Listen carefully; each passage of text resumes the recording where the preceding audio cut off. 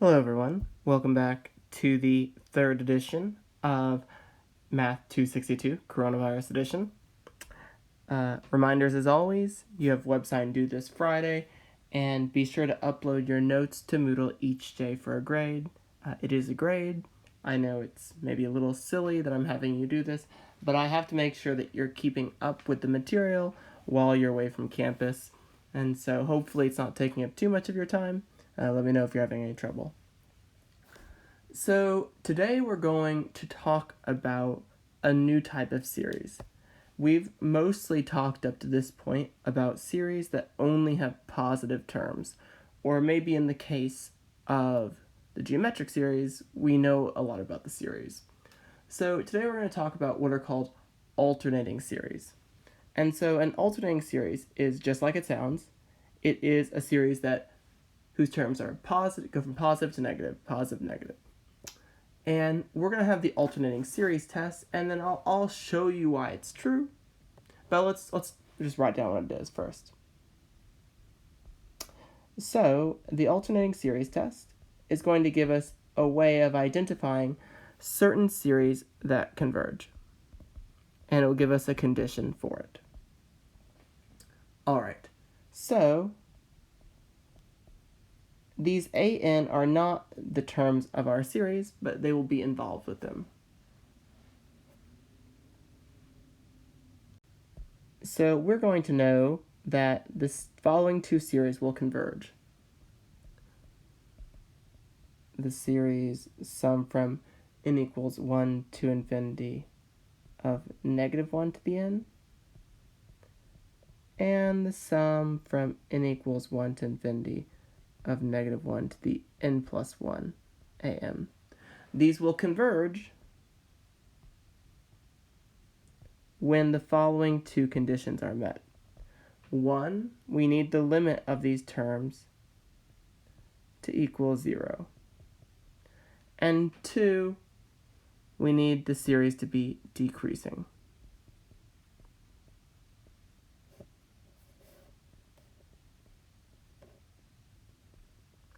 So let's do an example where we can use the alternating series test, and then we will show you why this works. I think one of the best examples comes with the series sum from 1 equals n to infinity of negative 1 to the n plus 1 over n. If you write the first few terms of this series, you get the following sum. It's the sum of 1 over 1 minus 1 half plus a third minus a fourth plus a fifth, etc. Now, we're going to check the conditions. So we see the AN terms are actually 1 over n, and they're alternating. And we see that the limit of the AN is equal to 0. We also see that AN plus 1 is 1 over n plus 1, which tells us that AN plus 1 is smaller than AN. This is telling us that the terms of our series are getting smaller in absolute value, even though they're alternating. And this tells us that this sum must converge by the alternating series test.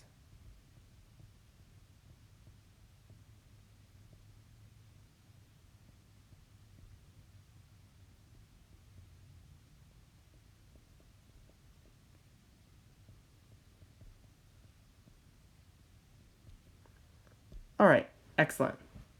So even though the sum of 1 over n from 1 to infinity, that is the same sum as I wrote above, but without the negative 1 to the n plus 1, even though the sum of just 1 over n diverges, when I put this alternating piece in, the sum converges. All right, so we need to see why this works. So in order to show that this works, we're going to use several different theorems, and you're going to see why we encountered them earlier in the chapter. Okay, so we're gonna prove why this works. the series we're going to deal with is the series where we look at -1 to the n plus 1 times an, and this gives us a series whose terms alternate as such. All right, so we need to write some partial sums, and we're going to be using the monotone convergence theorem.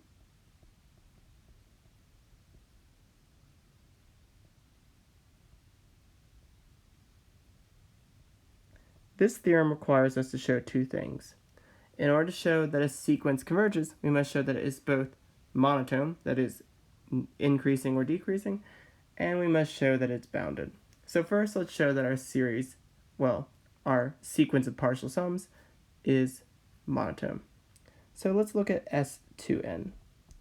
We can write it as a1 minus a2 plus a3 minus a4 all the way up to a2n minus 1 minus a2n. What do we notice about this sum? Well, we know this first term is positive because a1 is bigger than a2. We know this second term is positive because a3 is bigger than a4. In fact, all of these terms are positive. And what we can conclude is that this series is increasing, or the sequence is increasing. Because if I add another term, which would be a2n plus 1 minus a2n plus 2, that would be another positive term I've added on. Okay, let's look at it another way now.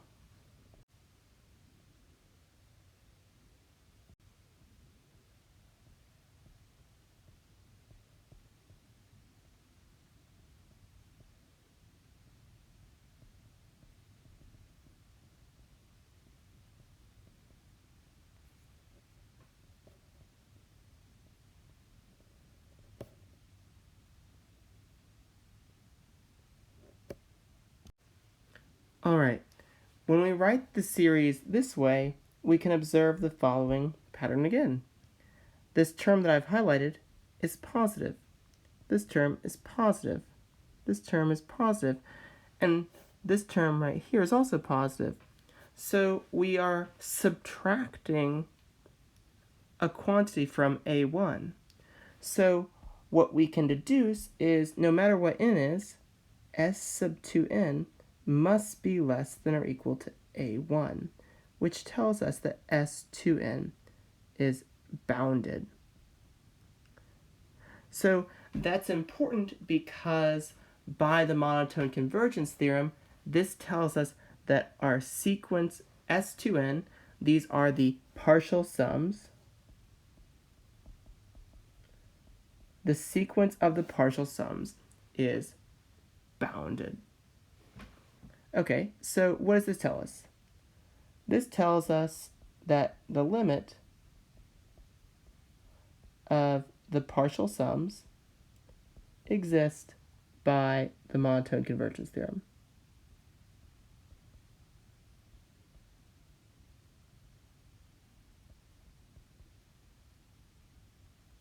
Okay, so that's still not exactly what we wanted because we're forgetting the odd terms.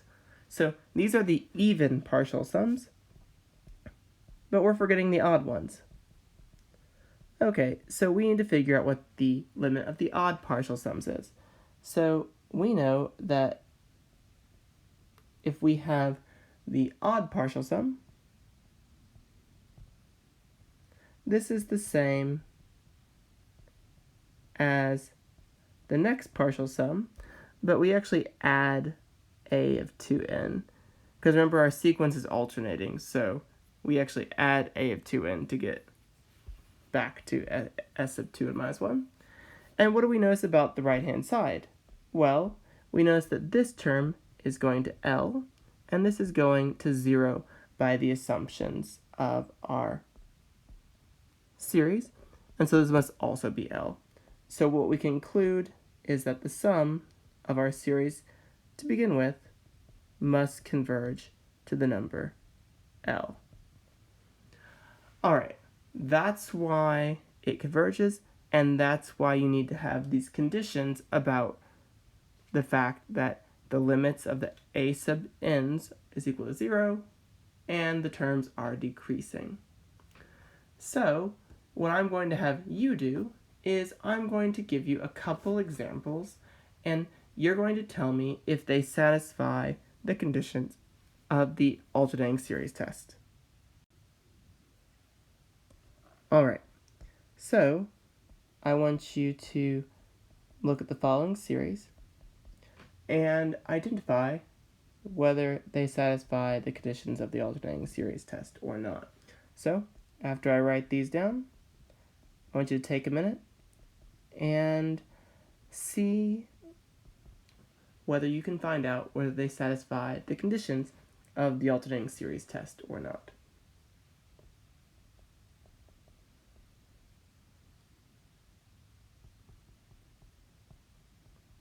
Alright, take a second and pause the video and figure out in their notes, do these satisfy the conditions of the alternating series test?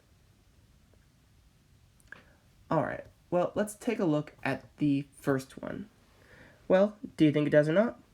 The answer is no. And if you look, you can see that the limit of the terms sine of n, that limit does not exist. And we need that limit to be 0 to use the alternating series test. Alright, let's take a look at the next one. So the next one is yes. We know that the limit of 1 over n factorial is 0. And furthermore, we know that 1 over n factorial, which is our an term, is bigger than 1 over n plus 1 factorial, which is our n plus 1 term.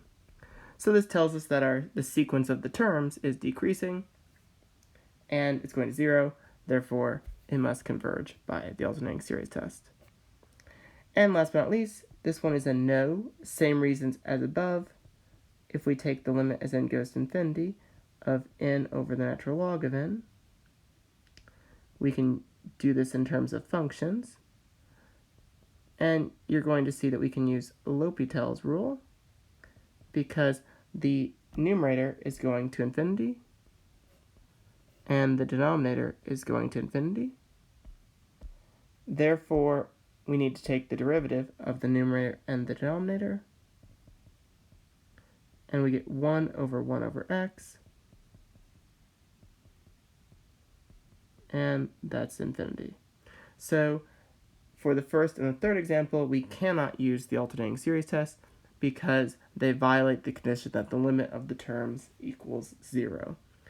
And they must also be decreasing. Excellent. So now you see how to use the alternating series test, and we really want to introduce the concept of the remainder.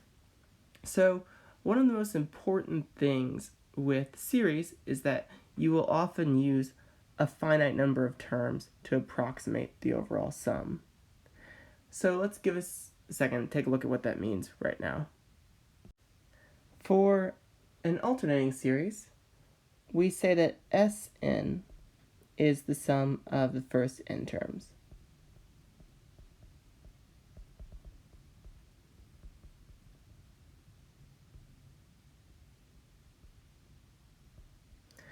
Now, this is approximately equal to the true sum S.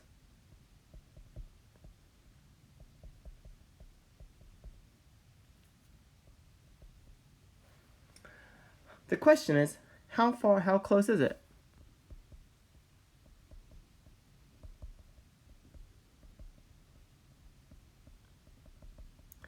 When you have your computer or calculator calculate some expression, it doesn't do it to infinite precision.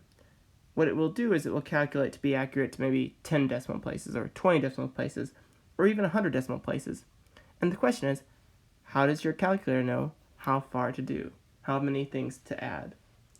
That's what we're going to answer here. So we call Rn equals S minus Sn. That is, this is the sum of the terms that start with n plus 1. This is negative 1 to the n plus 2 plus negative 1 to the n plus 3,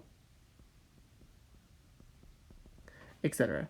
These are, the remainder is all the terms that you have not added. So you add the first n terms, and then the remainder is everything you did not add. So we have a theorem, and the theorem will be about the remainder. So if a convergent alternating series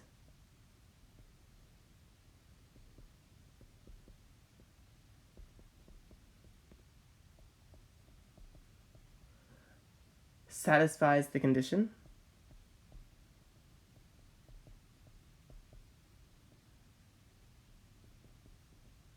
that it is decreasing,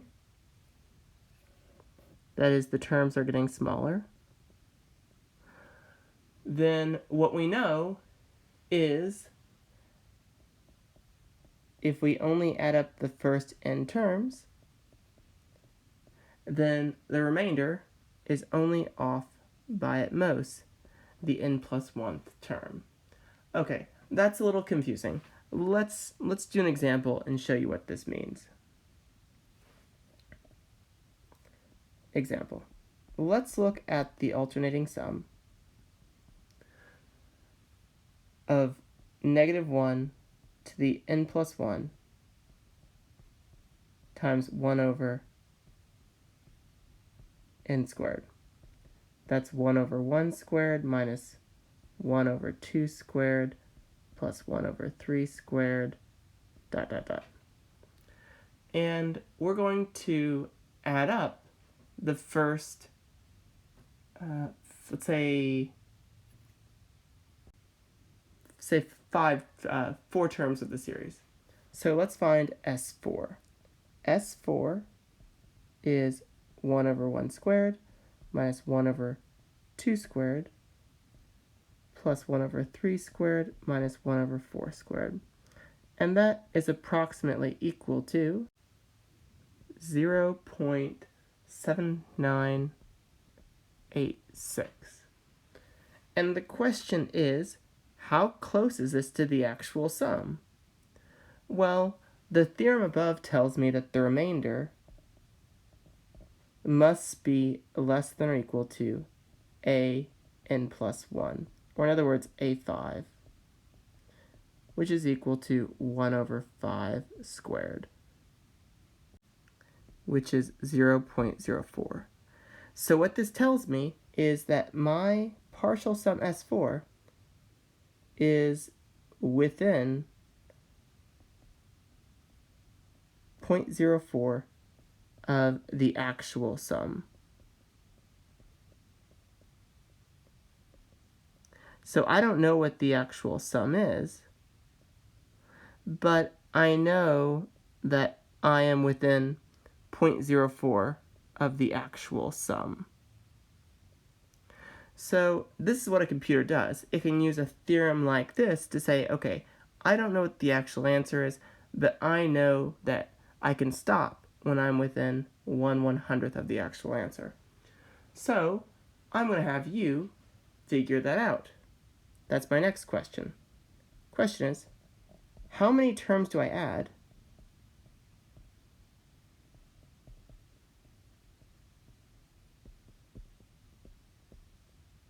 to guarantee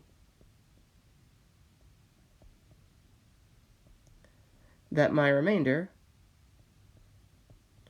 is less than point or equal to 0.001? Well, how do I do this? Well, I know that my remainder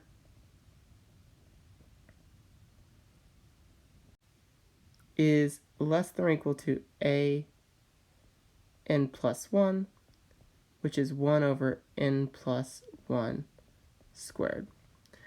And I want 1 over n plus 1 squared to be less than or equal to 0.001. So now I just need to do a little algebra to solve for this.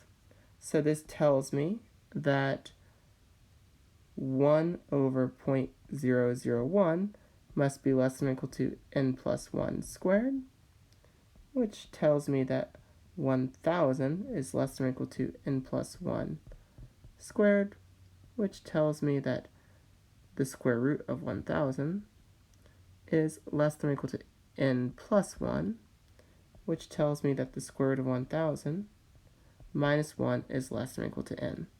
So I need to approximate the quantity on the left. And what this becomes is this becomes 30.62. Must be less than or equal to n. This tells me that I need n to be at least 31. So if I want to add the terms of my series up until I know that my sum, my partial sum, is within 1/1000th of the correct answer, I need to use 31 terms or more. So let me write that here for you now. Okay, so this is a summary of what I just said, that we need to add up the first 31 terms of the series in order to obtain an answer that is accurate to 0.001. So now it's going to be your turn, and what I want you to do is consider the sum of -1 to the n plus 1 over n to the 5th. What I want you to do is to add up the first 4 terms of the series.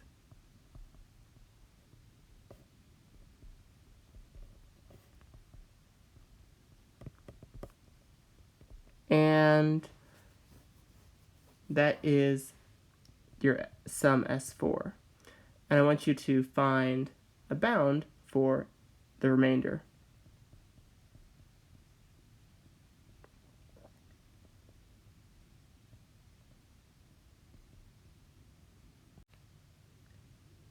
Secondly, I want you to find out how many terms must I add to have an error or remainder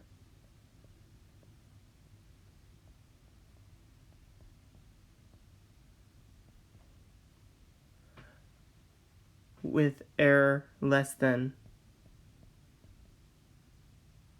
0.00001. So I will leave this for you. If you have any questions, please ask them on the forum. And I hope you all enjoy the rest of your day. Take care.